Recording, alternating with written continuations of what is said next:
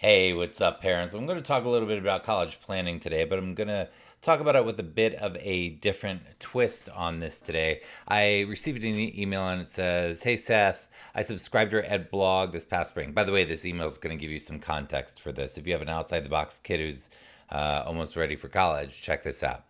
She says, "Thank you for your passion, adding your voice to an audience of parents and educators." Cool, thank you. I'm a Denver parent of a 16-year-old 2E boy who's classically 2E, twice exceptional. I was able to recognize this as my oldest child is gifted, and I'd been through the training with the older child earlier. I fought for an IEP in middle school and have been my son's tenacious champion since he was evaluated by a colleague of yours. Marlo Thurman. If you guys don't know Marlo, she's amazing, an amazing professional who works with these kids. She's phenomenal. So check her out. You mentioned her a while back. At this stage in my daughter's high school career, we're in the thick of college and test prep and planning. She's attending a highly selective college and doing very well and happy. My son Kyle is in his junior year of high school and attending a half day at a technical college studying cybersecurity and half at his high school going through the motions in core classes. I'm not convinced that even his alternative high school program leaders are good counselors for his future. And one of the things I want to comment on that first, one of the things that I always say to parents is if your gut tells you something, you should probably listen to it because you're probably right.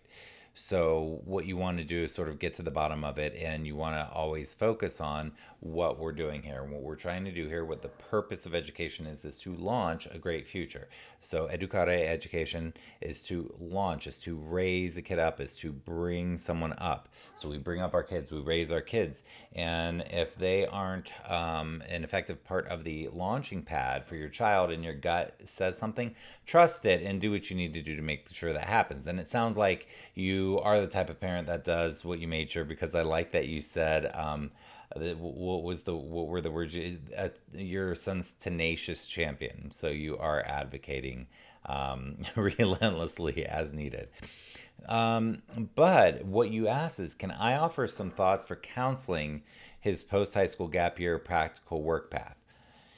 So, um, and this is from a parent named Kim, and I'll keep her last name anonymous, obviously. But um, so post high school counseling and gap year stuff. I guess the problem is that I don't meet tons of college counselors, and the ones I have met, for the most part, I can't think of any in particular that don't fit this box. But if there were any, I would certainly tell you. But the ones that I've met generally are pretty traditional, and they're not exactly starting with questioning the whole process of college anyway. I'm not down on college, but I have very strong opinions about it. And it's not right for everybody, and it's not right for everybody right after high school. And we live in a world and a culture where we are on these tracks and we sort of mindlessly follow the status quo and do what we're supposed to do and try to follow the track. And the idea, of course, is that you want your child to go to college. And in this case, she's actually asking about gap years also. I'll talk about that. But we, in general, don't tend to question it. We tend to be fairly unconscious, mindless, thoughtless. We tend to just say, this is the track, this is what we're told, this is what culture says, we follow this track, and then our kid's going to get a job, they're going to make money, they're going to buy a house, they're going to get married, they're going to be happy, they're going to retire, and they're going to die. And as we know, the world has changed a lot. Never, for example, has there been a better time in history for a human being to create a practical and viable, passion based business that, because of the internet, they can really do anything they want if they have the ability to execute, if they have enough executive function to do this. And that's what I do, is I specialize in the executive function aspect of it. But as far as counselors, I just don't see too many that even question things. They're hired and they tell you how to follow the traditional path. What I would rather see is a college counselor who says there isn't just a traditional path, there are many, many, many paths. And how do we create a path that's great for you? Not that's perfect, because they all have their shortcomings, but how do we really create a path that's going to get you where you want to get to? Now, where you want to get to, in a general sense, all students and parents know where they want to get to. In a general sense, they all want to get to happiness and success. That's the number one comment I've heard from parents over the years. I just want my child to be happy and successful. So whatever that means, though, that's self-defined, but at least we can start there and know that they need to be happy and successful. And we do know that some elements of happiness and success are like a sense of belonging, great community, great family, great friends, right? Social success. 2, mentally stimulated, interested, doing something that you like. 3, physically healthy. And 4, emotionally healthy. So to me, there are sort of these 4 circles that overlap. And to me, that's how I define happiness and success. Is my students able to move towards those 4 things? All the rest is just details around that, in my opinion.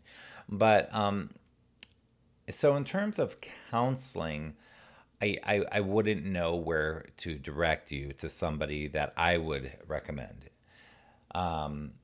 Unless you are looking for somebody traditional, then I think there are plenty of them to find. But in terms of gap year and practical work path stuff, I'll give you more of my sort of background philosophy on that. I'm big on exploration,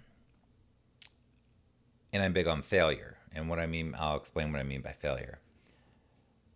In terms of exploration, I think it's really important for our children, for students, to have exposure to all types of people, experiences, cultures, cities, towns, states, countries, jobs, careers, classes, passion areas, hobbies. So I'm very big on exploration.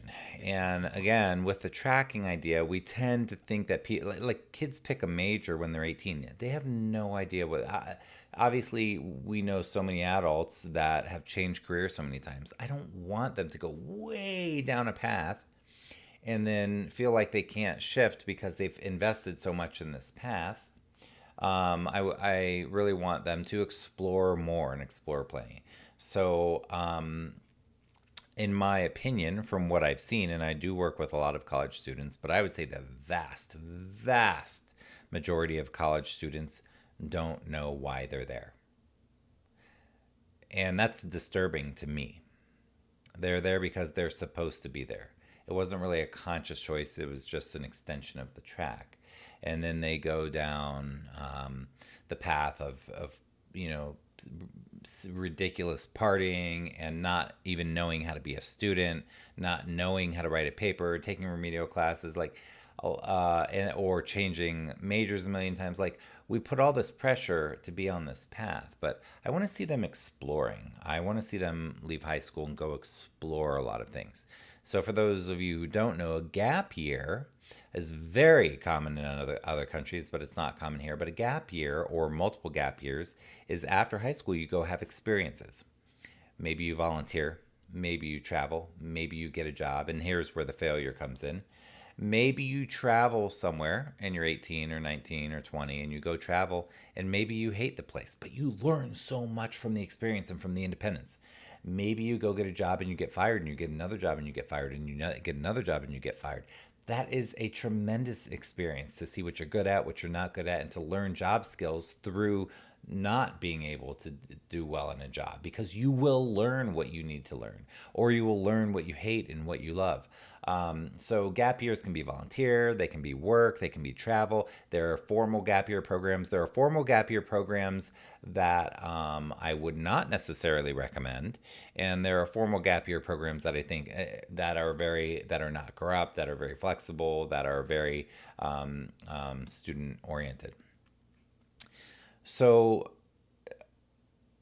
I think that what I want my students to do in an ideal world is I want them to leave high school with a thirst for adventure and exploration, and I want them to have a purpose. And the purpose isn't a direct map to where they're going. The purpose in their own mind, I want them to feel like this is a time for me to explore. This is a time for me to experiment.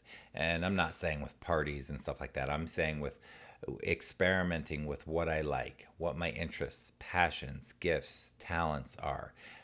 Experiment with different configurations of working with others, whether it's in a volunteer organization or a job or with travel, traveling solo, traveling with other people, traveling with groups, seeing how they really interact independently of their parents, seeing what their strengths and weaknesses are and how to work with other people and stuff like that.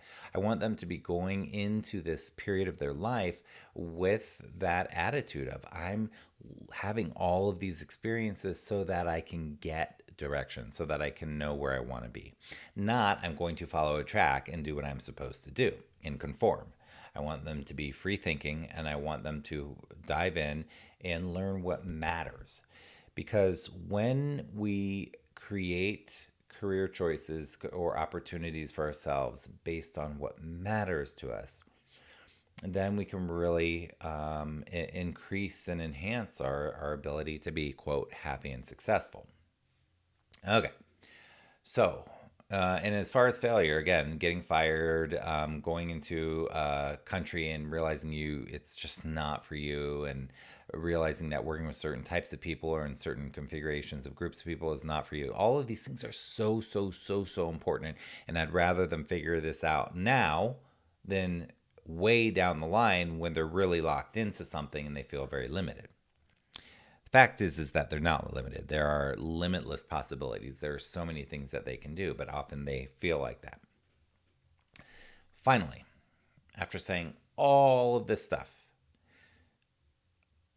this transition, counseling for post high school, is not my area of specialties. If I am working with a student and we are talking about that stuff, I'm not into testing. I don't believe in it, yada, yada. I'll help them with test taking strategies and everything is needed. But what I'm really looking for is helping that family, the child and the parents, helping them find the deepest, most congruent and aligned truth about what matters, what is purposeful and meaningful to this human being as they are growing up in this world, and as they have an opportunity to do something else that I do not talk about a lot on this blog. But I do believe that in order to be happy, as happy as they can possibly be, that they should get into a career where they are of service, where they are giving of themselves, where they find something that matters, that's important to them, that's purposeful to them, and where they are giving of who they are, not where they're going to take, going to make money, going to reach goals and accomplish and achieve. I do not see, in my opinion, and what I see, that brings a lot of happiness. That seems to be a rat race that gets a lot of people into anxiety and depression land, and having rough relationships. And so I want them to really find meaning. So if I'm counseling them, that's really what's driving the questions that I'm working with a student and that I'm asking them. And finally, the person that I would direct you to, his name is Blake Boles, Boles. I know Blake personally. I have a ton of respect for his work. He is, if I have questions about gap years and stuff like that, he's my go-to person. He's a very unconventional, outside the box thinker that creates interesting program. I believe he's got tons of free content on his website that'll help you, and paid content. He works really hard to create amazing things for kids at this place. So after all of that, Kim, I hope the background was helpful for you, but I would direct you to Blake Boles. And I'm saying that publicly on YouTube because I like the guy. And I don't refer out easily. I have to really believe in what they're doing, and I would recommend him. So With that, I hope you all have a great day. I'll see you soon.